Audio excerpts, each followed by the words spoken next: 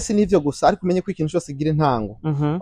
Icambere bamenyesha nuko ntari president wa mbere wa diaspora jewe ngira gatatu no kuvuga imyaka simike kuva abarundi baba hanze batanguye kwiyungunganya barabe ingene vyogenda neza. Abantu bose bakwiye kumenya bakavuga bati ndiho jewe nzogenda ndiko nterera iki kugira ngo inyuma yanje ninagenda umwana navyaye w'igihugu wabuzuku nabuzukuruza baze bavuge bati abahaciye barabagabo. Rero je ndavuga nti turatangura urugendo neza mu gihe hariho abantu bamwe bataramenya yuko twanatanguye kuja muri iyo mbona kazoza.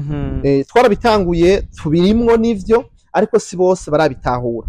Nshatse kuvuga nti rero iyo mbona kazoza irafise inyifato itegerezwa kugaragara mu burongozi bw'igihugu bw'imigambwe bw'akarere. Ivyo navyo si bindi.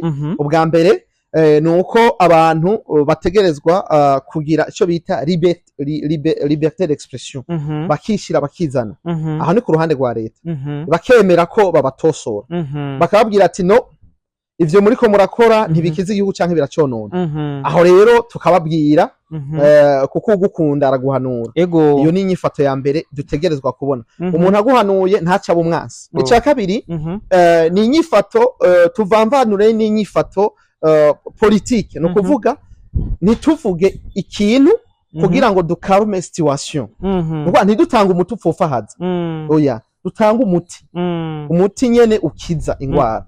Nk'akarorero nimba hari umuntu yagize inyifato igayitse nk'akaro gasahura itunga ry'igihugu, uwo muntu tutaravye uwariwe n'uwariwe afatwe. Ivyo yatwaye bigaruke mu ntuze y'igihugu. No kuvuga aho turiko duhindura ya nyifato kuko urazi yuko imisha abarundi umwe ari gisuma haba hariho nk'ibisuma 50. Aba diaspora rero baza mu iki gihugu ugasanga uraza wateguye agahumbi uraje. Aha rero nagomba mbwira n'abarundi bamaze iminsi bibwa babimenye. No mu diaspora hariho abantu badahagaze neza. Kuba uri hanze y'igihugu ntibisigura ko uri igihanganye, ko niyo probleme abantu bagira. Nivyo hariho ivyo uburushije abandi na cyane cyane mu bijyanye na experience y'ahantu uba waragiye, kuko agatagurutse nikamenya iyo bweze. Ivyo ndavyemera. Mugabo hari abagenda hanze naho nyene bikanka bikanka ubuzima bukanka nibisanzwe. Mugabo akacaza ngaha aye agatangura guhenda abantu akabeskuka. Ayo makesi turayafise ashika kuri 3 kandi mu minsi zobashira habona abo bantu yeba diaspora baza kweskuka ngaba aba diaspora baje bareskuka abantu barabeskuka barababwira ati imodoka mpinzu nzoguha amahera ngomba ngende akayibamwe agasubira akayibamwe akaca genda indi inofopa ko mwizera abantu bose kuko twarabonye ko ari abantu bakamisha ako kantu kugira ngo berekane ko bakomeye. Mugabo rero je cyo mbwira mu diaspora komeye, mu diaspora komeye nuzo wari ku rutonde rw'abantu batereye mu ijya nyubakwa. Twabona tuti ibyo ari mu diaspora kweli kabisa. Kiya kimenyetso tubona cy'aba diaspora muri ba bantu yarimwo. Nuguterera rero kugira ngo twiyambike agashambara tubone yuko mu diaspora akomeye. D'abord yumva ko ico kintu uwo muryango awurimwo ari proud yo kuba mu muryango amakagira icyo umariye. Ikibazo umuntu ashifuza kubaza ati mbega nko muri bino bihe nuvuga mu gihugu cyacu Burundi hari kena nuvuga y'idolari, mbega nka diaspora nuvuga idasinzira mwebwe muriko mukora kugira ngo mufashe na cyane cyane kugira ngo ivyo bintu ico kibazo kive mu nzira? Nuko amahera mva makungu yoba ari ngaha canke ari mu Burundi nayo nyene yoba adakoreshwa mu nzira nziza. Ivyo navyo nyene birashobora kuba bibituma nk'akarorero aha novuga nk'akarorero ugiye kuraba nk'abantu baronka amahera mva makungu ni bande ngaha bari kure kuronka ayo madevize. Nimba dufise imiliyoni 500 z'amadolari ni bande bayakorako, ni bande bayaronka. Nk'akarorero bavuze ko bagiye kurangura bararangura vy'ukuri.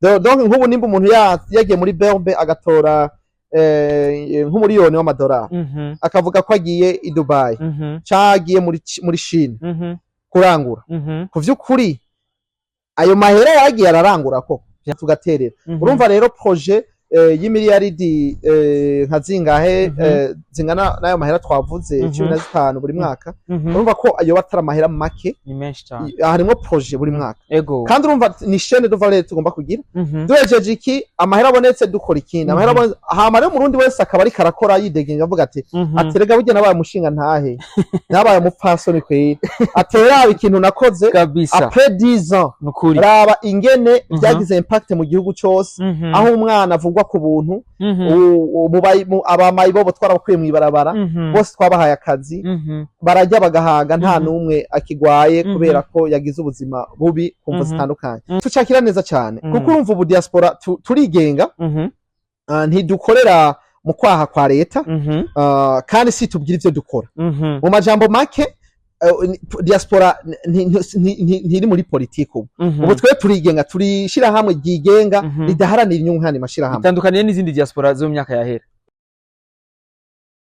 Bonjour mesdames et messieurs, le fond de Buja Flavor. This is Irebe Media, the one of the best for this industry of Buja Flavor. Chakini makuru chama kibazanira bishamuvuga muri industry of Buja Flavor. Nkuko tuma tubikora reka tuze dukengurukira Imana. Thank you God for everything you done for us in the name of Jesus. Hamadusura dukengurukira namwe bakunzi ba Irebe Media. Wherever you are ndakunda cyane kandi big up sana. Ukuri miko kumwe na Beni ikinyamakuru naco ni Irebe Media. Uno musino twatewe iteka ryo kuba hano novuga muri Samuel's Hope. Novuga ni hotel imezereza cyane urabona ni kibanza kiri class novuga na services zayo en tout cas c'est bon ndazi mbeshi murahazi ndazi kubamaze kuhaza ndazi ntiborindira no kumviriza byinshi za kuvuga vraiment en tout cas urabona ko ari ahantu hasa neza guys je ko bwanje navuga ati mbega ngaha ni mu Burundi canke na hano menga bani nyangulia tubakanisi afasi en tout cas vraiment ni heza kubatswe neza hakora novuga urabona baragira n'ivya live barafise novuga piscine wifuza koga wifuza kurelaxinga hari n'akayaga keza uri no hejuru hari novuga urabona n'ikiyaga novuga n'amazu novuga n'ubwiza bw'igihugu na cyane cyane buhegereye hano nyene urabona ko ari ibintu bisa neza cyane kubwira ati rero twatiwe itekano rwaje kwa mu kino kibanza no kubona cyane cyane n'ikiganiro tuzagukorana cyane cyane n'usanzwe aharongoye asanzwe kandi arongoye n'ishiramo ry'aba diaspora ari Samuel Ndayiragije turaza kuyaga nawe byinshi kubijanye n'iterambere ry'igihugu mbega wibaza ko diaspora ifise uruhare rwahe na cyane cyane muri yambona kazoza novuga ya 2040 2060 gumana na Step Major ni Beni kuri micro kinyamakuru naco ni Irebe Major gumana nanje Eric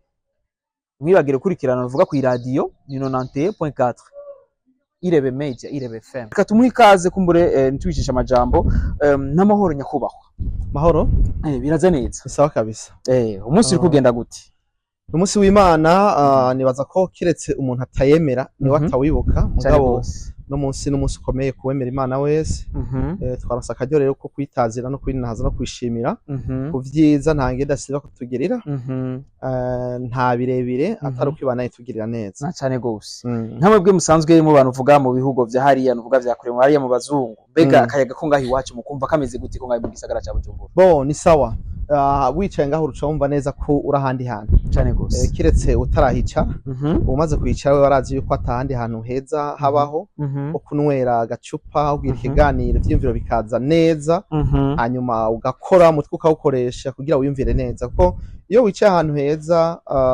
wiyumvira neza hama ugaheza ukagira umutima mwiza naha rero mutubona imisi yose tugira umutima ukeye mwiza n'abatugirira nabi cyangwa twifuriza nabi tugomba tuba twengera uko bibiri tubwira ngo nimukunda abansi banyu uko byaba bimeze kose mu bakunde mu bahezage ntiwavume kugira ngo ejo uko buce uko bwira baze babone ibitangaza vy'uhoraho nabo baze bahinduke mu kubona ibitangaza Imana yabakoreye bakaba abantu nivyo rero turimwo muri ya diaspora nyene idasinzira yunze umwe y'ibikogwa numva yuko tutovuga ibintu ngo nitubigendere ntawo dufise ico dupfa n'uwo batwiyumvira kutariko canke atagomba kudutera intambwe twe tugomba tumusabira kuhoraho kandi turazi yuko shetani koresha abantu kandi waguye ni wavyuka turi muri yo diaspora rero yo kubakangura kugira ngo basinziriye bavyuke baba abantu bave mu iryo tiro kugira ngo bifatanye n'abandi baraje ushinga n'iterambere ry'igihugu iterambere rya diaspora iterambere mu barundi bose aho bari kwisi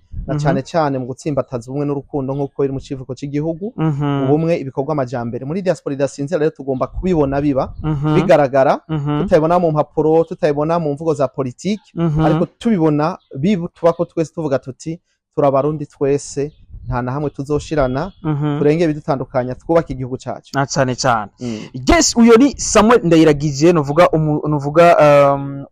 asanzwe arongoye novuga diaspora ndundi kuri no mwanya ni umuntu atifuza kumenya ati mbega kubera iki iyi diaspora wewe uri kuratwara kuri uwo mwanya novuga muri no manda yawe umenga niho iri kwiramenyekana cyane, umenga iri kiravuga ngo cyane, umenga iri kwirahabwa agaciro cyane pa rapport yandi y'izindi ntwaro novuga zari zihari? Majambo make si nivyo gusa, ariko umenye ko ikintu cyose gira intango. Icyambere bamenyesha nuko ntari president wa mbere wa diaspora, jewe ngira gatatu, no kuvuga imyaka simike kuva abarundi baba hanze batanguye kwiyungunganya baraba ingene vyogenda neza. Icyambere nshimira abagerageje kugira kino cyumviro bakagishira mu ngiro kuko byaratumye tugira aho tugeze no munsi. Rero nubwo byo biboneka yuko diaspora batanguye kwimenya no munsi kubera kumva hari urongozi bushasha bariko baravyura abantu bababwira ati kanguke, mugabo twebwe ntitwovyishimira. Dushimira ubwa mbere abadutanguriye kuko baragize uruhara kugira ngo tugere aho tugeze no munsi. Ivyo bakoze birahari kugira ngo dutere intambwe twateye. Nico bituma rero iyo umuntu ageze ahantu agatangura kuboneka ni byiza ko asubiza amaso inyuma akaraba yavuye naho yagiye araca, akaraba yuko ata muntu numwe yagize uruhara mu bwo buzima bwiwe. Rero muri diaspora idasinzira kituragishinga cyane nuko n'utarayiza imenya, warayize ukunda akayimenya ukundi. Urumva yaramenye isinziriye abone iri éveillé laborieuse ifise inguvu iri ku kivi kandi yunze ubumwe. Nivyo dushaka. Ibisigaye ibindi ugeraje gukomparare byo kuvuga ngo kubera ikumengera ikiramenyekana cyane n'ibihugu nukomeze n'igihugu cy'u Burundi urabona yuko kitarakwira ku isi yose ngo kimenyekane nk'ibindi bihugu, ariko ubu uye turashima aho bigeze. Nimba ravye nk'ivyabaye hirya y'ejo irya table ronde, ça signifie ce que ça signifie. Umuntu yakurikiranye abona neza yuko Burundi umaze kugira iyindi image mu makungu, malgré kahise kacu kabivye twagiye turacamwo, ke ejo ni heza. Mu gihe umurundi wese ahari yovuga ati jeho kuki, jewe maziki, ndiko nkora iki kugira ngo nteze imbere igihugu. Mu gihe rero abandi baguma barondera ivyitwazo bavuga ngo kubera bijya ngo sinokora ibi, ngo kubera ngo ujya hari ngo sinokora, ngo kubera Samuel ari president wa diaspora ngo sinzopfa ntere no dolari ngo mpaka ngo havuye noce ndahagumanaho ngo kubera ngo igihugu itwagwa n'aba ngo sinokora ngo mpaka bahavuye boca bahagumanaho.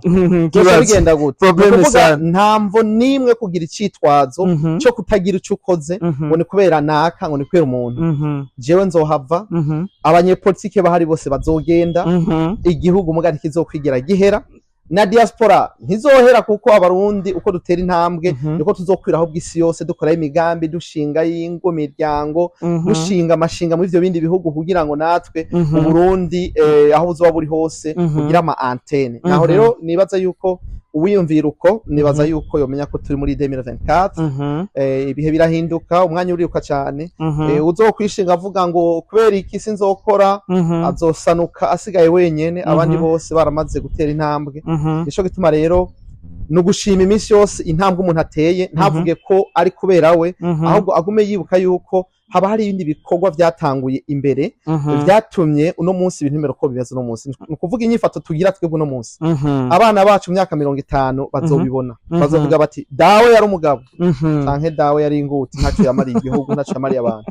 No kuvuga ivyo nivyo abantu bose bakwiye kumenya, bakavuga bati ndiho jewe nzogenda, ndiko nterera iki kugira ngo inyuma yanje ninagenda umwana navyaye w'igihugu wabuze kunabuzukuruza baze bavuge bati abahaciye barabagabo. Nka jewe rero camvuga nti abatanguye kera basogokuru barabagabo, bari intwari, bahanganye n'abanyamahanga. Mugabo no munsi kubera turya tugahimba tuca tuvuga warumpera iki, hanyuma tukaca twibagira vyose kubera ko iyo batababo n'ubu tuba turi mu bihugu vy'abakoroni, ntitwa tuba twikubitwa ikiboko cyane gose. Ibintu byose ni intambwe, nivyo ntivyera derere, ariko ni twebwe nyine bo kubihindura. Ivyo bitameze neza twebwe kubigira byiza, mugasi vyiza kuca tuvuga ngo turabitaye turabihebe bari yababikore, ni twebwe nyine bo kubikora nta bandi. Yes, turabonye nguyo Samuel